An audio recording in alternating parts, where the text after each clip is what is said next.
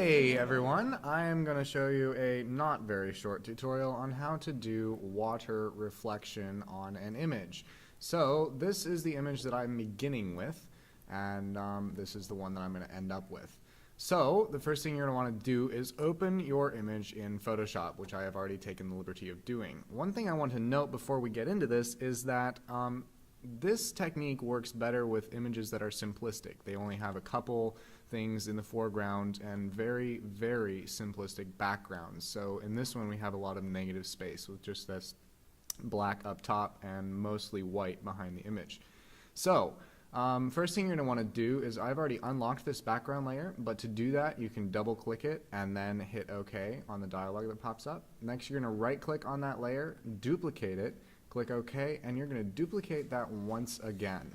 The next thing you're going to do is, with that top layer selected, you're going to go up to Image and down to Canvas Size, and down here you're going to want, in New Size, you're going to want to check this relative box before you do anything. Then change the type to percentage, and on height turn it to 75%. You'll want to play with this a little bit afterwards, just to kind of get a feel for how much you want to add. You can always go back and crop later, so make sure to do more than you think you're going to need to. Then on this anchor, you're actually going to click this top button, and what that's going to do is it's going to add all the new canvas to the bottom of the image, rather than adding it evenly in between both top and bottom. Click OK, and now you see you've got all of this new space down here. Now, with the top layer selected in your layer menu, go to Edit, Transform, which is up here, and Flip Vertical. Now you've basically mirrored that image. And what you're going to do is you're going to hold your Shift key, and with the Move tool selected, you're going to click and drag until it is exactly there. Now, one thing that you can do is, you see how it's the bottom of the head is kind of cut off. You can select both of these layers by selecting the one, holding down the Shift key, and then selecting the one below it. Then go and move it up, and then deselect.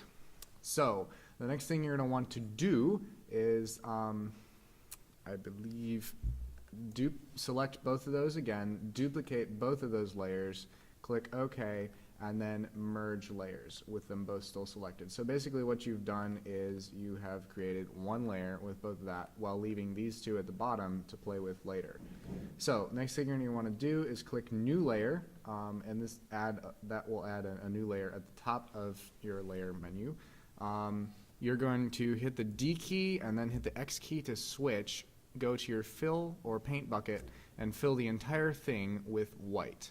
Next thing you're going to want to do is go to Filter and Filter Gallery. Then you're going to go to Sketch, and down here on the left, about halfway up, hit Halftone Pattern. Leave most of these settings alone, but change size to 7 and contrast to 50. And your pattern type will automatically be on dot. What you want it on is on line. Click OK. Then you're going to right click on this and go to Duplicate Layer. But instead of just clicking OK to duplicate, we're actually going to change it to a new document. We're going to name this Reflection, if I can spell that right, or whatever else name you want. You're going to click OK, and over here it's going to have added it to a new document. You're going to go to Filter, Blur, and the most used tool ever, Gaussian Blur, and you're going to change this to about 4.0 pixels. Depending on the original image size, you'll want to blur this more so that it kind of softens these lines. Click OK, and you're going to hit Shift-Command-S or File Save, and you're going to save this to wherever you can find it. At this point I have it saved on desktop. We're going to be using this again later. Click OK, and then close that new document. Go ahead and delete that layer that we just added, and then the next thing that you're going to do is go to Filter, Distort, and Displace. Your horizontal scale you're going to add to about 7. You can change this from anywhere between 7 and 15. I'm going to go a medium of 10.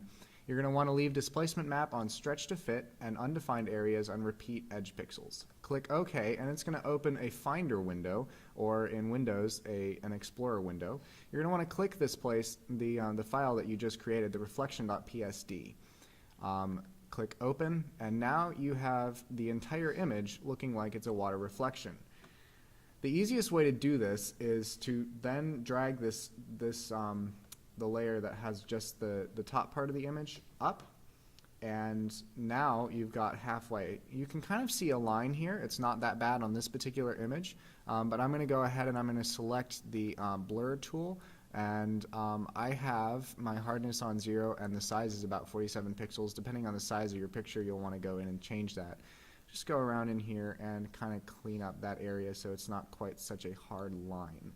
The next thing you're going to want to do is, if this is a color image, this one that I have here is black and white, so it's really not going to affect it that much. But if yours is a color image, you're going to want to select the layer that you have the ripples on, and go down to add a color adjustment layer. Click and hold, and then go up to hue and saturation. That's going to open this dialog box. I'm going to go over here because this is a black and white image, and I'm going to have to click colorize. Then you're going to change your hue over to a blue color, probably about that, whatever looks more watery. And then bring the saturation down to about there, whatever looks more comfortable for your image. Like I said, this is black and white, so it's not affecting mine all that much. Click OK, and now you have your ripples.